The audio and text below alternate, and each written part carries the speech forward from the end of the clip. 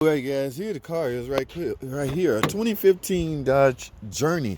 Okay, customer states the head gasket is blown.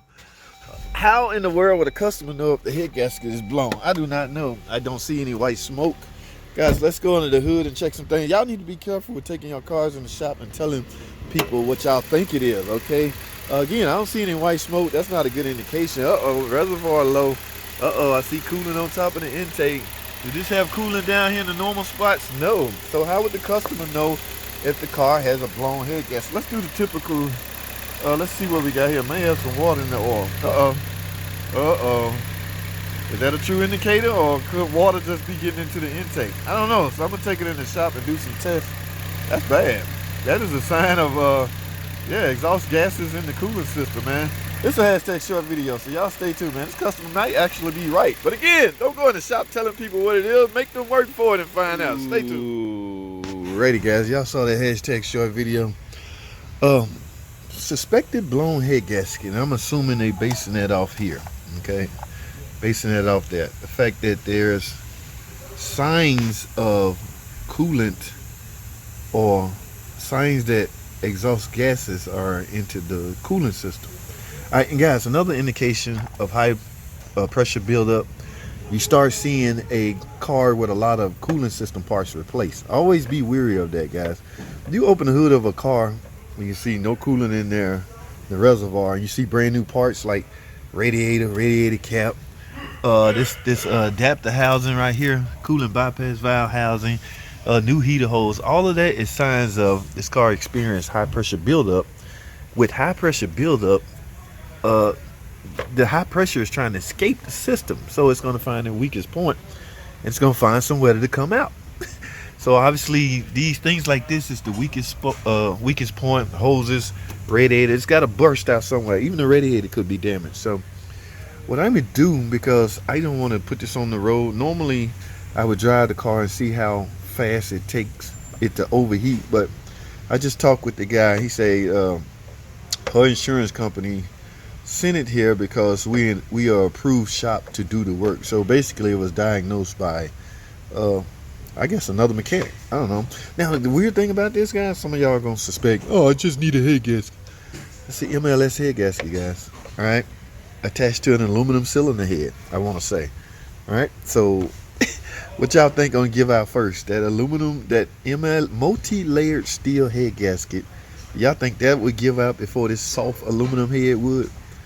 No, guys. If I had to put my money on something, I would say this soft aluminum head will warp before that multi-layered steel gasket blow. And this is my opinion. Everybody entitled to their opinion, so don't get on here talking about you wrong, you don't know what the hell you talking about. I'm voicing my opinion. There's no right or wrong to a freaking opinion. Okay, I get so sick of guys in the comment, their opinion is always right, or it's your opinion, it just happened to be different than mine. And that's okay. Yes, we're living in a society where it's okay to disagree. It's not the end of the world when you disagree. I'm talking too much. So what I'm gonna do first, I gotta go through the motion, guys. They want me to do a compression test. I don't know what that's gonna tell as the relationship between, or as far as exhaust gases getting into the cooling system. I'm gonna follow the rules. Good thing it's a 4-cylinder, so I'm gonna pop all those out, do a compression test, and I'm gonna do a leak test, chemical leak test. With the fluid, if it turned green, you got exhaust gases getting in here. This is the indication, and all this new parts is nothing to play with, guys. You should be concerned with that. I gotta check the radiator, make sure it's not blown. I don't know how fast the car get hot, because I haven't ran it long enough, but again, this is a bad sign. So what we're gonna do is go through the motions. Y'all can hang around, stay tuned, and see what happens. But I can already tell you, okay, that's not a new cat. So let me get these plugs out. Run the compression. What is the compression test gonna tell you? Number one, if any particular cylinder is dead. That's a good thing to know, right? Yeah. But that's what they want to see, compression reading. So let me grab my stuff and get to work. Y'all hang around, stay tuned, don't go anywhere. I freaking be right back. Basically, I'm done here, guys. I just had to go through the motion with the adjuster. And then, as far as the adjuster, they send some of the most non-mechanically inclined people out here, guys. He like running, what was the compression reading okay? I was like, yes. Okay. You want me to pressure test it, see if it holds pressure. So I got my compression gauge out. But at the end of the day, when he tell the company that they saw this, a lot of it, this whole ticket repair order is riding on this. So it pretty much basically saying if your cap look like this, you should get a new engine. Okay.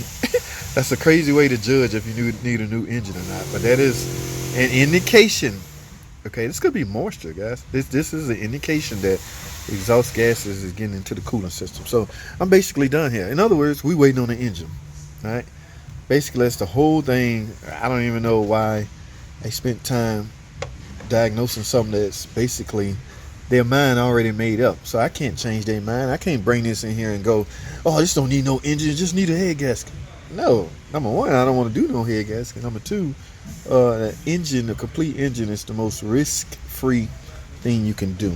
Okay, you still have to verify the cooling system is not restricted and things like that. So that's fairly easy within itself.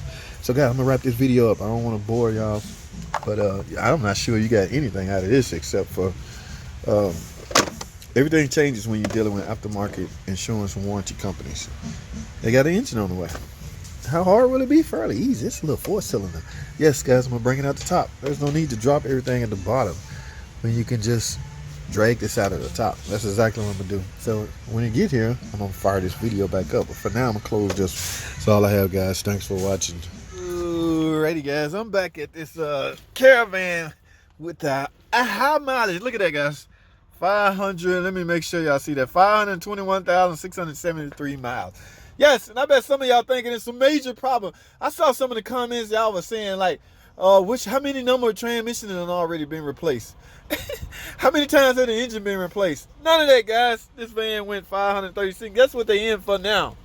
Simple, guys. A key. That's right. They need an extra key. So what I'm here to do is simply program this key. Now, guys, I don't know if this is a DIY job. You got to have a real good scan tool as well as the security pin code in order to pull this off. Where you get the code from? You got to go to a Dodge Parts Department, Chrysler Parts Department. And from my understanding, y'all hear that? Oh, that's what they was talking about. Guys, that knocking noise is in the rear. That's an AC actuator. We're going to talk some more on that later. But let me program this key, man. This is a shorts video.